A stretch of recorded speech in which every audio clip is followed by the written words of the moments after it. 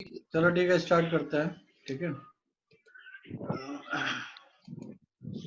कल हमने 3D wing pipelining पढ़ा था।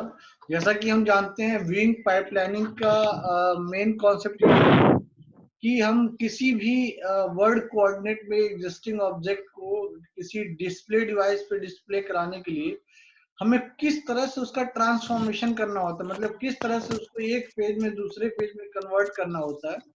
तो वो सीक्वेंस ऑफ फेजेस ही हमें पढ़ने हैं यहाँ भी, जो हमने 2D ग्राफिक्स में व्यूइंग पाइपलाइनिंग पढ़ा था। तो 2D ग्राफिक्स में जब हम व्यूइंग पाइपलाइनिंग पढ़ रहे थे तो वहां पे हमने स्टार्टिंग में वर्ड कोऑर्डिनेट को व्यूइंग कोऑर्डिनेट में कन्वर्ट किया था, व्यूइंग कोऑर्डिनेट को यूनिट कोऑर्डिनेट में कन्वर्ट किया था, इसको हम नॉर्मलाइज कोऑर्डिनेट भी कहते थे। फिर नॉर्मलाइज कोऑर्डिनेट को डिवाइस कोऑर्डिनेट में कन्वर्ट करते थे, तब हम ऑब्जेक्ट को देख पाते थे। तो वहां पे जो हम कन्वर्जन करते थे, वहां पे टू डी ऑब्जेक्ट जो कि किसी एक्स वाई कोऑर्डिनेट सिस्टम के वर्ल्ड कोऑर्डिनेट में एग्जिस्ट कर रहा है, उसको हम कन्वर्ट करते थे डिस्प्ले डिवाइस कोऑर्डिनेट पे। ठीक है, लेकिन यहाँ पे क्या है, हमारे पास जो ऑब्जेक्ट है वो 3D ऑब्जेक्ट है। उस 3D ऑब्जेक्ट को हमें डिवाइस कोऑर्डिनेट पे लेके आना है, उस 3D ऑब्जेक्ट को हमें 2D में डिस्प्ले कराना है।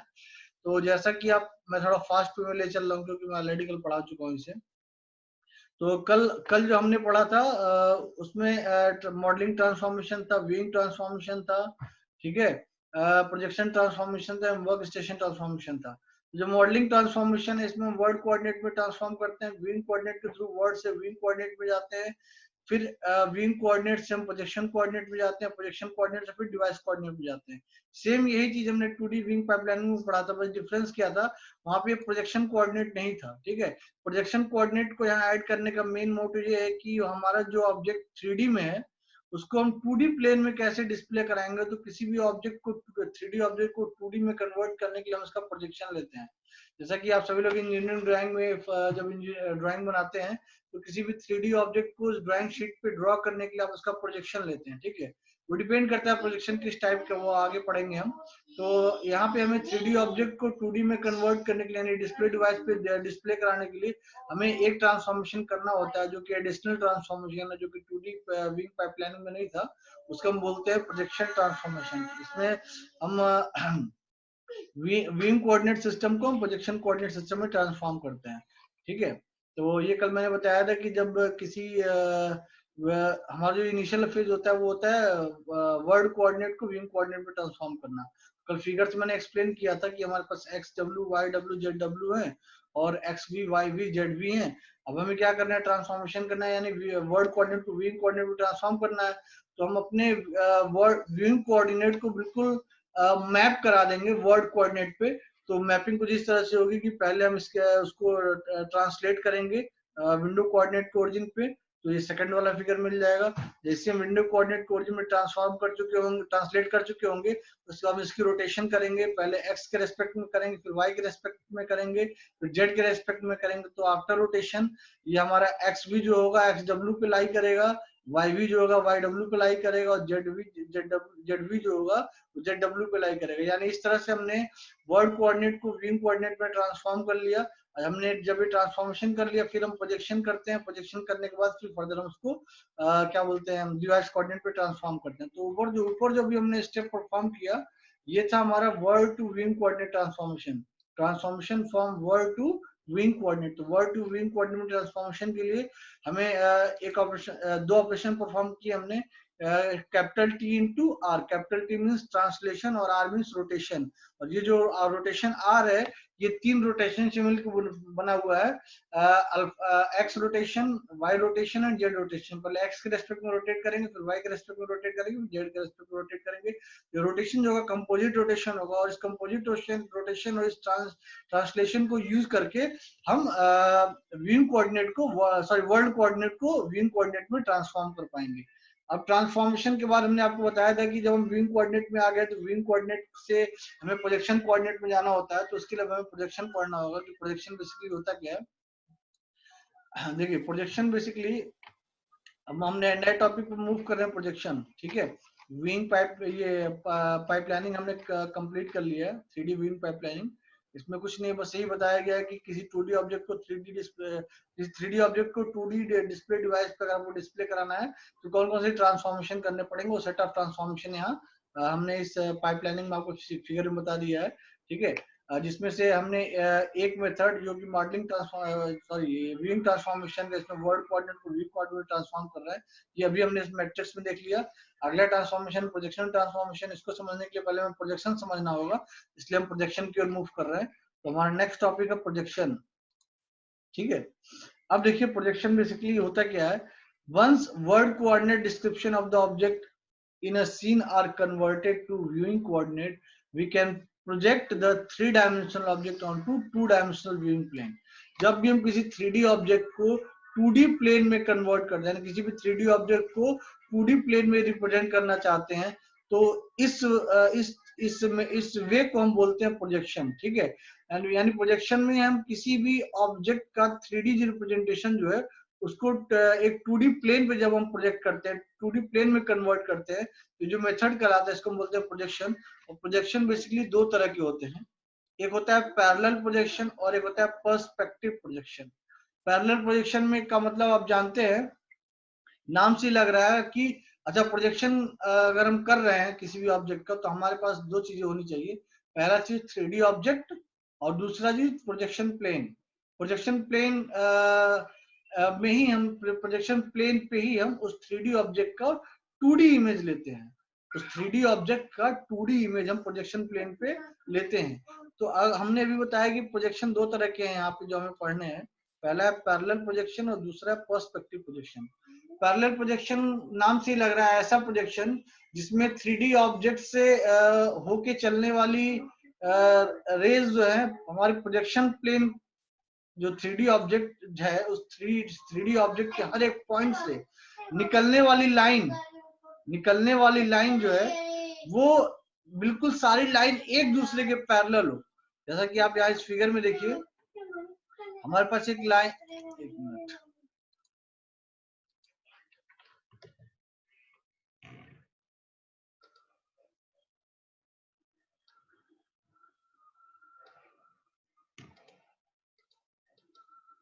जैसा कि इस फिगर में देखिए हमारे पास एक लाइन है P1, P1 और P2 पॉइंट से मिलकर बनने वाली एक लाइन है।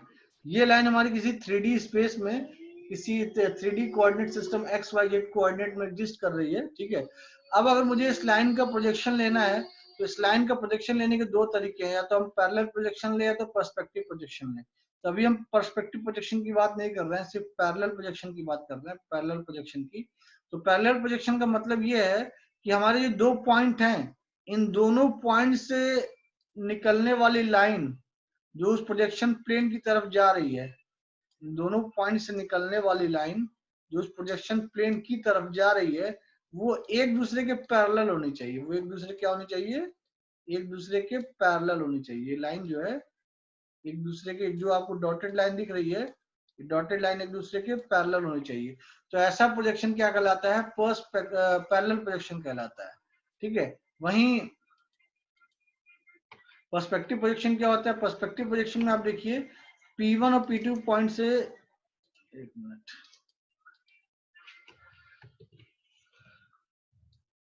पर्सपेक्टिव प्रोजेक्शन में क्या हो रहा है, P1 और P2 से निकलने वाली लाइन, देखिए P1, ये जो P1 है हमारा, P1 पॉइंट से निकलने वाली जो डॉटेड लाइन है, ये डॉटेड लाइन जो मैं रेड लाइन ड्रॉ कर रहा हूँ, और P2 पॉइंट से निकलने वाली लाइन, ये जो डॉटेड लाइन है जो मैं ड्रॉ कर रहा हूँ रेड लाइन से, ये दोनों लाइन P1 और P2 से निकलने वाली लाइन जो प्रोजेक्शन प्लेन की तरफ जा रही है। अब देखिए वो दोनों लाइन पैरेलल नहीं है। अगर वो दोनों लाइन पैरेलल नहीं है, इसका मतलब वो प्रोजेक्शन प्लेन के आगे कहीं किसी पॉइंट पे जाके मिलेगी, जिसको हम बोलते हैं रिफरेंस पॉइंट। यहाँ देखिए प्रोजेक्शन के दो तरीके आपको दिख रहे हैं फिगर में। एक में ऑब्जेक्ट से निकलने वाली लाइन प्रोजेक्शन प्लेन पे जब जाती है तो बिल्कुल एक दूसरे के पैरेलल रहती है, और दूसरे मेथड में क्या है, ऑब्जेक्ट से निकलने वाली लाइन जो है जब प्रोजेक्शन प्लेन की तरफ जाती है तो एक दूसरे के पैरेलल नहीं होती है। तो जिसमें ऑब्जेक्ट से निकलने वाली लाइन जब प्रोजेक्शन प्लेन की तरफ मूव कर रही है, वो सारी लाइनें एक दूसरे के पैरेलल है अगर, तो उस प्रोजेक्शन को हम बोलते हैं पैरेलल प्रोजेक्शन। अगर वो लाइंस एक दूसरे के पैरेलल नहीं है तो उसको हम बोलते हैं पर्सपेक्टिव प्रोजेक्शन। एक बार माइक ऑन करो सभी लोग। Yes sir. हाँ, ये इतना क्लियर है तुम लोगों को? Yes sir. और यस सर। पैरेलल प्रोजेक्शन और पर्सपेक्टिव प्रोजेक्शन, दो प्रोजेक्शन है। एक प्रोजेक्शन में ऑब्जेक्ट से निकलने वाली लाइन जो प्लेन की तरफ मूव कर रही है वो एक दूसरे के पैरेलल होगी। देखिए एक दूसरे के पैरेलल है, तो ऐसा प्रोजेक्शन पैरेलल प्रोजेक्शन कहलाएगा। और एक में क्या है, ऑब्जेक्ट से निकलने वाली लाइन एक दूसरे के पैरेलल नहीं है, तो वो क्या कहलाएगा, पर्सपेक्टिव प्रोजेक्शन। ठीक है, अब हम आगे मूव करते हैं थोड़ा। माइक ऑफ कर लो।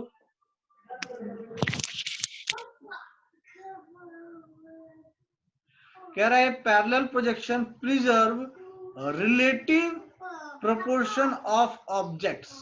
कहने का मतलब ये है कि अगर हम किसी भी ऑब्जेक्ट का पैरेलल प्रोजेक्शन लेते हैं तो उस ऑब्जेक्ट की जो साइज है, एग्जैक्ट जो साइज है, उसकी हाइट, उसकी लेंथ, उसकी विड्थ, जो हम आफ्टर प्रोजेक्शन जो 2D में ऑब्जेक्ट को रिप्रेजेंट कर रहे होते हैं वो प्रोपोर्शन अप्रोक्सीमेटली सेम ही होता है। ठीक है, जब हम पैरेलल प्रोजेक्शन करते हैं तो। And this is the method used in drafting to produce scale drawing of 3D dimensional objects. जैसा कि आप लोग इंजीनियरिंग ड्राइंग जब किया करते थे तो इंजीनियरिंग ड्राइंग में देखिए आपसे अगर क्यूब बोला जाता था बनाने के लिए या कोई गियर ड्रॉ करने के लिए बोला जाता था तो आप क्या करते थे, उस गियर का या उस क्यूब का आप उस ड्राइंग चार्ट पे प्रोजेक्शन लेते थे। Front view, top view, side view, rear view, ऐसा प्रोजेक्शन लेते थे। Yes sir. तो उस प्रोजेक्शन में आप थोड़ा याद करिए, जब आप 3D ऑब्जेक्ट का प्रोजेक्शन लेते थे तो जो प्रोजेक्शन वाली लाइन आपकी उस ड्राइंग शीट पे पड़ती थी वो पैरेलल लाइन होती थी। यानी आप जो ड्राइंग शीट पे फर्स्ट ईयर में आपने ड्राइंग बनाया है किसी भी 3D ऑब्जेक्ट का 2D में रिप्रेजेंट करने के लिए, वो जो प्रोजेक्शन था वो कौन सा प्रोजेक्शन था, पैरेलल या perspective? Parallel. Very good, parallel projection था। तो यहाँ देखिए कह रहा है accurate view of the various sides of an object are obtained with a parallel projection, but this does not give us a realistic representation of the appearance of 3-dimensional object। अगर आप किसी क्यूब का parallel projection ले रहे हैं, मेरी बात ध्यान से सुनिएगा, किसी क्यूब का अगर आप पैरेलल प्रोजेक्शन ले रहे हैं तो अगर उस क्यूब का पैरेलल प्रोजेक्शन लेंगे तो आफ्टर प्रोजेक्शन वो आपको क्या दिखेगा, स्क्वायर। वेरी गुड, स्क्वायर दिखेगा। तो क्या आपको रियलिस्टिक फील मिल रहा है कि 3D ऑब्जेक्ट का जो हमने प्रोजेक्शन लिया वो एक क्यूब था या स्क्वायर था, कुछ क्लियर नहीं हो रहा है ना आज, यानी आपको रियलिस्टिक फील नहीं आ रहा है। उस जब आपने 3D ऑब्जेक्ट को 2D में कन्वर्ट किया तो आपको रियलिस्टिक फील नहीं मिल पा रहा है कि वास्तव में ऑब्जेक्ट था क्या। समझ में आ रहा है? Yes sir. इसलिए यहाँ पे कह रहा है but this does not give us a realistic representation of the appearance of a three dimensional object. ठीक है, तो अगर हम वही पर्सपेक्टिव प्रोजेक्शन की बात करें तो पर्सपेक्टिव प्रोजेक्शन क्या करता है, produces realistic view but does not preserve relative proportions. जैसे कि आप किसी कैमरे से फोटो खींचिए, अगर सपोज करिए मेरी फोटो अगर आप कैमरे से खींचिए तो आप जब आप फोटो खींचेंगे तो जो मेरी जो फोटो खींची जा रही है वो एक तरह से प्रोजेक्शन की तरह ट्रीट हो रही है। मैं एक 3D ऑब्जेक्ट हूँ और जो फोटो खींची जा रही है जब वो डिस्प्ले डिवाइस पे आएगी तो 2D प्लेन पे मेरी इमेज बनेगी। ठीक है, तो मेरी जो इमेज है वो बिल्कुल रियलिस्टिक इमेज दिख रही है, जैसा मैं हूँ रियल वर्ल्ड कोऑर्डिनेट में वैसा मैं अभी भी दिख रहा हूँ। लेकिन डिफरेंस क्या है यहाँ पे, produces realistic view but does not preserve relative proportions। मतलब मैं इमेज उस डिस्प्ले डिवाइस में या तो बहुत छोटा दिखूंगा या तो बहुत बड़ा दिखूंगा, ये डिपेंड करता है प्रोजेक्शन प्लेन की साइज क्या है। समझ में आ रहा है? तो पैरेलल प्रोजेक्शन में यही है कि पैरेलल प्रोजेक्शन में हमें रियलिस्टिक अप्रोच नहीं मिलता है लेकिन रिलेटिव प्रोपोर्शन जो है एक्यूरेट रहता है। और पर्सपेक्टिव प्रोजेक्शन में हमें जो रिलेटिव प्रोपोर्शन है वो नहीं मिलता है लेकिन रियलिस्टिक अप्रोच हमें फील होता है। तो ये थे हमारे पैरेलल प्रोजेक्शन और पर्सपेक्टिव प्रोजेक्शन। प्रोजेक्शन को अगर हम क्लासिफाई करें,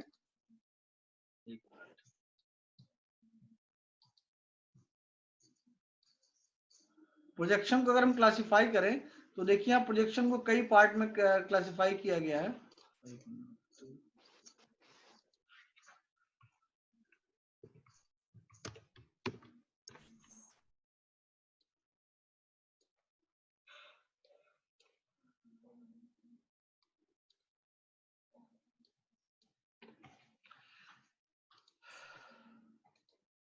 देखिए प्रोजेक्शन को हेलो, प्रोजेक्शन को यहाँ दो पार्ट में कैटेगराइज किया गया है इनिशियली।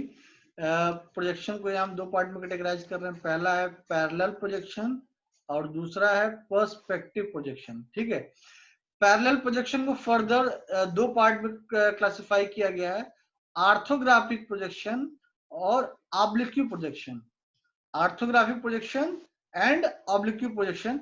तो अभी हम इस टाइम आज के लेक्चर में सिर्फ और सिर्फ पैरेलल प्रोजेक्शन कवर करेंगे।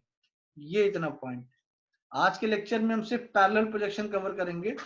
तो अकॉर्डिंग टू डिफिनेशन, जैसे कि मैंने आपको बताया, पैरेलल प्रोजेक्शन में ऑब्जेक्ट से जो लाइन हम ड्रॉ करते हुए प्रोजेक्शन प्लेन की तरफ ले जाते हैं, वो सारी की सारी लाइन एक दूसरे के पैरेलल होती हैं। यही बताया मैंने। Yes sir.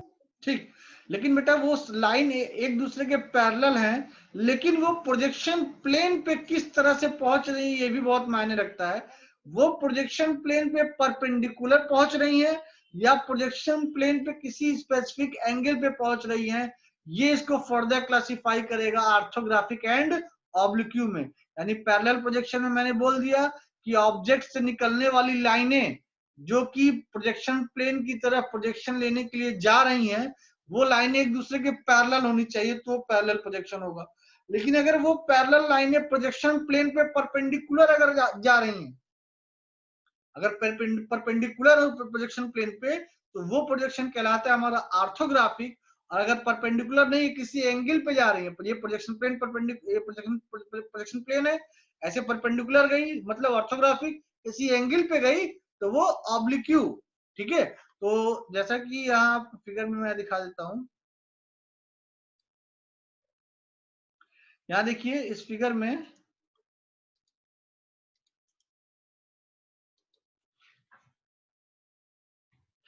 एक मिनट,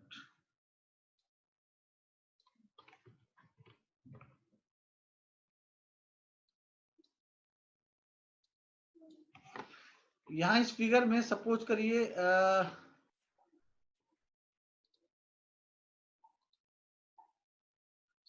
यहाँ पे आपने एक ऐसे रेक्टेंगल रखा है। ठीक है, इस रेक्टेंगल का आपने प्रोजेक्शन लेना है, तो पैरेलल प्रोजेक्शन ले रहे हैं अभी हम। तो पैरेलल प्रोजेक्शन में इस वाले पॉइंट से जो लाइन जाएगी वो भी ऐसे होगी, इस वाले पॉइंट से जो लाइन जाएगी वो भी ऐसे जाएगी, जो कि पहली रेड वाली लाइन और दूसरी रेड वाली लाइन दोनों पैरेलल होगी एक दूसरे के। तीसरे पॉइंट से जो लाइन जाएगी इस पहले पॉइंट के ऊपर होते हुए जाएगी। ठीक है, चौथे पॉइंट से जो लाइन जाएगी इसके ऊपर ऐसे ऐसे होते हुए जाएगी। ठीक है, तो अगर ये जो हमने क्या बोलते हैं, इस रेक्टेंगल को अगर हम किसी एक्स वाई कोऑर्डिनेट में रखेंगे तो आफ्टर प्रोजेक्शन ये हमें एक लाइन की तरह दिखेगा। ठीक है, लेकिन अगर ये जो आपको आपने ये जो रेक्टेंगल ले रखा है, अगर ये रेक्टेंगल में अगर जेड कोऑर्डिनेट भी एग्जिस्ट कर रहा है इस रेक्टेंगल में, सपोज करिए क्यूबॉइड शेप में, अगर ये क्यूबॉइड शेप में लाइक दिस, अगर इस तरह से कुछ क्यूबॉइड शेप में है, ठीक है, अगर इस तरह से कुछ क्यूबॉइड शेप में है, तो फर्दर इस वाले पॉइंट से भी लाइंस जाएंगी और फर्दर इस वाले पॉइंट से भी लाइन जाएंगी। और आफ्टर इन सारे इन 8 पॉइंट से निकलने वाली प्रोजेक्शन लाइन जब इस प्रोजेक्शन प्लेन पे जा रही है, तो प्रोजेक्शन प्लेन पे जब पहुंच रही है तो यहाँ पे सिर्फ 4 डॉट्स बन रहा है। 4 डॉट्स से मिलके एक यहाँ पे क्यूब या रेक्टेंगल के शेप में आपको एक अपने प्रोजेक्शन प्लेन पे फिगर बनता हुआ दिखेगा। मतलब आफ्टर प्रोजेक्शन आपको 3D ऑब्जेक्ट जो है 2D में कन्वर्ट होता हुआ दिख रहा है, लेकिन रियलिस्टिक अप्रोच नहीं दिख रहा है। यहाँ पे वास्तव में ऑब्जेक्ट हमारा क्यूबॉइड शेप में है और यहाँ पे आपको एक स्क्वायर के फॉर्म में दिख रहा है। हमारे यहाँ पे ऑब्जेक्ट हमारे क्यूबॉइड शेप में है और आफ्टर प्रोजेक्शन वो हमें एक स्क्वायर के फॉर्म में दिख रहा है, ठीक है। और जब हम प्रोजेक्शन ले रहे हैं तो ये सारी की सारी प्रोजेक्शन लाइन एक दूसरे के पैरेलल हैं, जो कि और ये पैरेलल लाइंस इस प्रोजेक्शन प्लेन पे परपेंडिकुलर जा रही है, लाइक दिस। इस प्रोजेक्शन प्लेन पे ये सारी प्रोजेक्शन लाइन परपेंडिकुलर जा रही है। लेकिन वहीं अगर हम ऑब्लिक्यू प्रोजेक्शन की बात करें, ऑब्लिक्यू प्रोजेक्शन में क्या होता है, हमारी जो प्रोजेक्शन लाइन है जो उस ऑब्जेक्ट से होकर निकल रही है, जो प्रोजेक्शन लाइन है हमारे उस ऑब्जेक्ट से होकर निकल रही है, दूसरी लाइन भी होगी जो उस ऑब्जेक्ट से होकर निकल रही है, जो कि पहली वाली लाइन के पैरेलल होगी, ठीक है। ऐसी तीसरी लाइन भी होगी जो उस ऑब्जेक्ट से होकर निकल रही है, जो कि पहली और दूसरी लाइन के पैरेलल होगी। ऐसी चौथी लाइन भी होगी जो उस ऑब्जेक्ट से होकर निकल रही है, ठीक है, वो पहली दूसरी तीसरी लाइन के पैरेलल होगी। मतलब ये चारों लाइनें एक दूसरे के पैरेलल हैं। क्यों? क्योंकि पैरेलल प्रोजेक्शन है। लेकिन ये पैरेलल लाइंस जो है इस प्रोजेक्शन प्लेन पे, मैं कलर चेंज कर लेता हूँ, जो ग्रीन सर्कल मैं ड्रॉ कर रहा हूँ ये हमारा क्या है, ये प्रोजेक्शन प्लेन है। इस प्रोजेक्शन प्लेन पे आप देखिए, इस प्रोजेक्शन प्लेन के परपेंडिकुलर नहीं, ये कोई स्पेसिफिक एंगल बना रही है, दिख रहा है? ये परपेंडिकुलर नहीं है, कोई स्पेसिफिक एंगल बना रही है। लेकिन ये प्रोजेक्शन लाइन जो है, ये प्रोजेक्शन लाइन आपस में एक दूसरे के पैरेलल है। ये प्रोजेक्शन लाइन आपस में एक दूसरे के पैरेलल है, लेकिन प्रोजेक्शन प्लेन पे परपेंडिकुलर नहीं है। तो ऐसे प्रोजेक्शन को हम बोलेंगे ऑब्लिक्यू प्रोजेक्शन। वहीं अगर प्रोजेक्शन लाइन एक दूसरे के पैरेलल है और प्रोजेक्शन प्लेन पे परपेंडिकुलर अगर जा रही है तो उसको हम बोलेंगे ऑर्थोग्राफिक प्रोजेक्शन। इतना क्लियर है कि नहीं क्लियर है? Yes sir. सबको क्लियर है ना? किसी का कोई Yes, sir. डाउट, कोई क्रॉस क्वेश्चन? यस। आगे बढ़े। Yes, sir. चलो, अब जैसा कि आपने यहाँ फिगर में देखा था,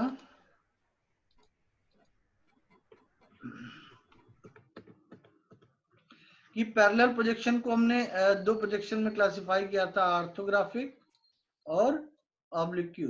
तो अभी हम ऑब्लिक्यू को साइड में रखते हैं, पहले हम ऑर्थोग्राफिक कंप्लीट कर लेते हैं। ऑर्थोग्राफिक में देखिए यहाँ कह रहा है कि हम जब भी प्रोजेक्शन लेते हैं तो वो प्रोजेक्शन या तो टॉप प्रोजेक्शन होगा या फ्रंट प्रोजेक्शन होगा या साइड प्रोजेक्शन होगा, ठीक है, या रियर प्रोजेक्शन होगा, ठीक है। वैसे ही आइसोमेट्रिक प्रोजेक्शन भी होगा। तो डिफरेंट डिफरेंट प्रोजेक्शन जो यहाँ लिखे हुए, इन प्रोजेक्शन का क्या मतलब है? क्योंकि इनको अलग अलग नाम इसलिए दिया गया है क्योंकि इनके प्रोजेक्शन का टेक्निक और प्रोजेक्शन का मेथड बिल्कुल अलग है। तो वो ऐसे क्या इनकी बेसिक मेथड्स है जिसके इनको अलग अलग नाम दिया गया। तो अगर ऑर्थोग्राफिक प्रोजेक्शन की बात करें जिसमें प्रोजेक्शन लाइन प्रोजेक्शन प्लेन के परपेंडिकुलर होता है, तो उसमें देखिए तीन प्रोजेक्शन आपको नीचे क्लासिफिकेशन में लिखे थे, top view, side view and front view, ठीक है। इस फिगर में टॉप, फ्रंट एंड साइड, ठीक। अब देखिए इन तीनों फिगर में अगर मैं टॉप व्यू की बात करूं तो जब हम इस क्यूबॉइड का प्रोजेक्शन ले रहे हैं तो आफ्टर प्रोजेक्शन हमें यहाँ इस टॉप व्यू में, इस टॉप व्यू में हमें एक रेक्टेंगल दिख रहा है, ठीक है। जब इसका जब साइड व्यू ले रहे हैं तो यहाँ भी एक रेक्टेंगुलर शेप दिख रहा है, इसका फ्रंट व्यू ले रहे हैं तो भी यहाँ पे एक रेक्टेंगुलर शेप दिख रहा है। यानी हमें एक रियलिस्टिक फील नहीं मिल पा रहा है कि जिस चीज का हमने प्रोजेक्शन लिया वास्तव में वो चीज 3D में किस शेप की है, ठीक है। लेकिन साइज की अगर बात करें तो अगर एस्पेक्ट इसका अगर फ्रंट व्यू की अगर बात करें तो वास्तव में 3D इमेज में इसका जो फ्रंट व्यू का जो साइज था, एग्जैक्ट वही साइज आपको यहाँ पे फ्रंट व्यू में मिल रहा है, वही साइज यहाँ पे आपको टॉप व्यू में मिल रहा है और वही साइज आपको यहाँ पे साइड व्यू में मिल रहा है। ऐसा इसलिए हो रहा है क्यों? क्योंकि यहाँ पे जो हम प्रोजेक्शन ले रहे हैं ये सारी की सारी प्रोजेक्शन लाइन एक दूसरे के पैरेलल हैं। यही प्रोजेक्शन लाइन अगर एक दूसरे के पैरेलल नहीं होती तो वो साइज क्या होता, हमें छोटा दिखता। समझ में आ रहा है? अगर यही पैरेलल प्रोजेक्शन हो, पर्सपेक्टिव प्रोजेक्शन होता तो ये लाइन जो यहाँ से ड्रॉ होती वो एक दूसरे के पैरेलल नहीं होती, तो स्क्रीन पे जहां मीट करती उससे बनने वाली जो लाइन है, उससे बनने वाला जो फिगर होता वो इस एग्जैक्ट इसके रियल साइज से क्या होता, छोटा होता। तो वहां पे रियलिस्टिक फील आता, लेकिन जो रिलेटिव प्रोपोर्शन है साइज का वो क्या होता, कम हो जाता। तो ऑर्थोग्राफिक पोजीशन में क्या है, orthographic projection are most often used to produce the front, side and top view of an object as shown in figure below. Front, side and rear orthographic projection of an object are called elevation and top orthographic projection is called plane view. ठीक है, इसने भी अलग अलग नाम दे दिया, लेकिन खैर आप यही जानिए, front view, top view and side view. We can also form orthographic projection that display more than one faces of an object. किसी भी ऑब्जेक्ट के एक से ज्यादा फेसेस को अगर हम डिस्प्ले कराना चाहते हैं, जैसे कि यहाँ इस फिगर में अगर आप देखिए, ठीक है, इस फिगर में अभी हम पैरेलल प्रोजेक्शन जब ले रहे थे, तो पैरेलल प्रोजेक्शन में हमें सिर्फ अभी तक सिर्फ एक, मान लो कोई क्यूबॉइड है, क्यूबॉइड का अगर प्रोजेक्शन ले रहे हैं तो हमें सिर्फ प्रोजेक्शन के बाद एक, सिर्फ उसका एक फेस दिख रहा है प्रोजेक्शन में, या तो टॉप, या तो फ्रंट, या तो रियर, या तो साइड, मतलब उसकी सारे साइड में से किसी एक साइड का हम प्रोजेक्शन ले रहे हैं, तो सिर्फ एक ही साइड हमें 2D प्रोजेक्शन में हमें फील हो रही है. कब? जब ऑर्थोग्राफिक प्रोजेक्शन का हम टॉप प्रोजेक्शन लेते हैं, फ्रंट प्रोजेक्शन लेते हैं और साइड प्रोजेक्शन लेते हैं. मतलब जब आप किसी 3D ऑब्जेक्ट का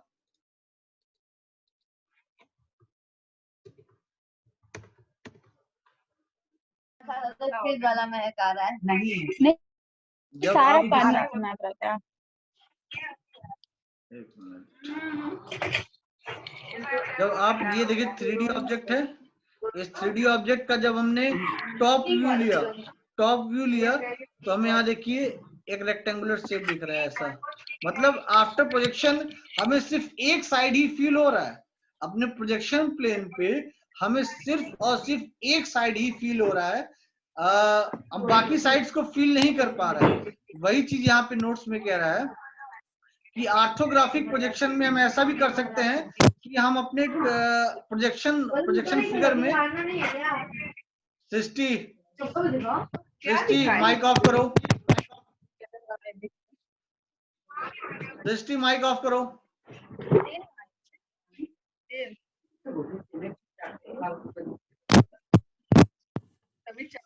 सृष्टि माइक ऑफ करो.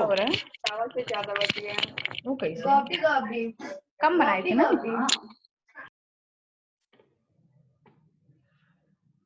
हाँ, बाकी लोग को आवाज आ रही है मेरी?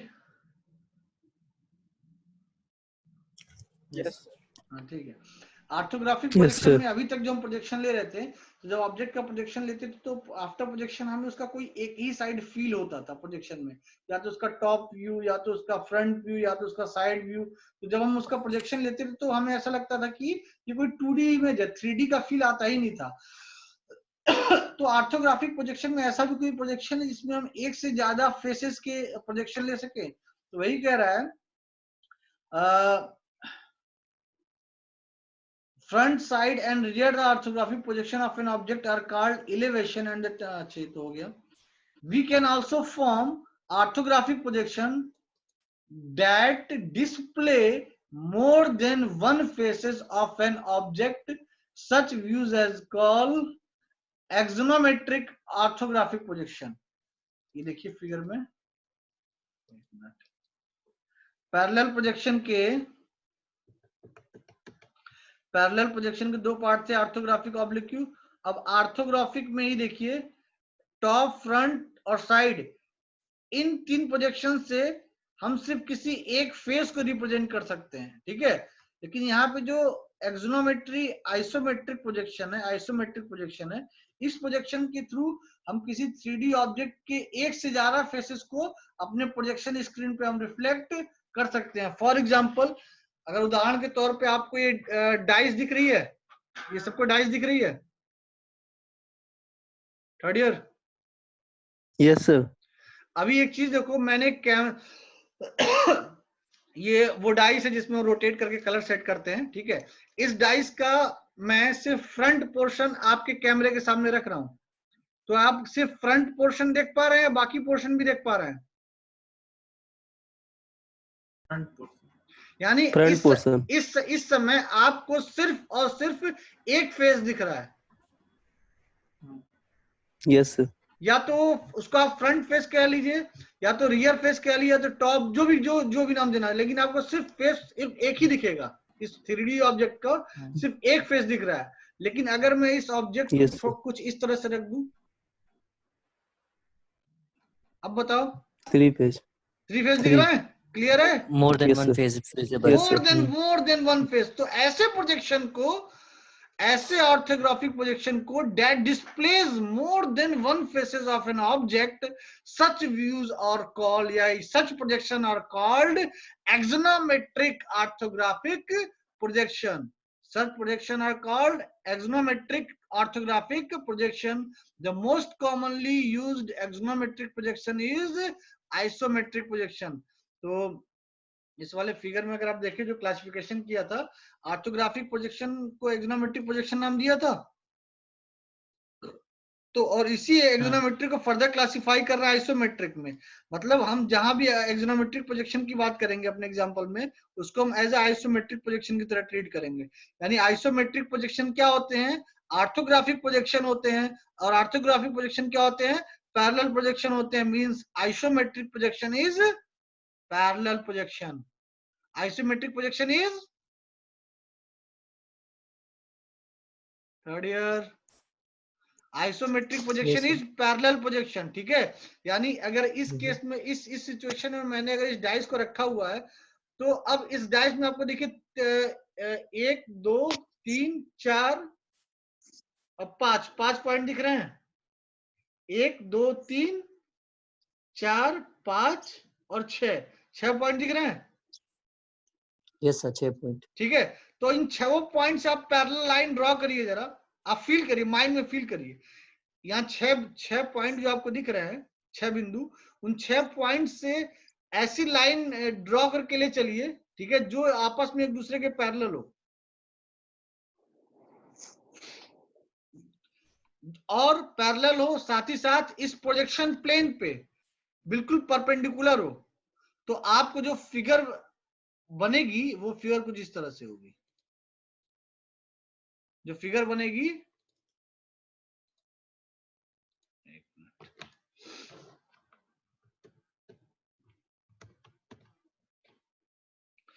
ये हमारा 3D का ऑब्जेक्ट है। यार नंबर ऑफ पार्टिसिपेंट्स का स्क्रीनशॉट ले लेना कोई एक, ठीक है।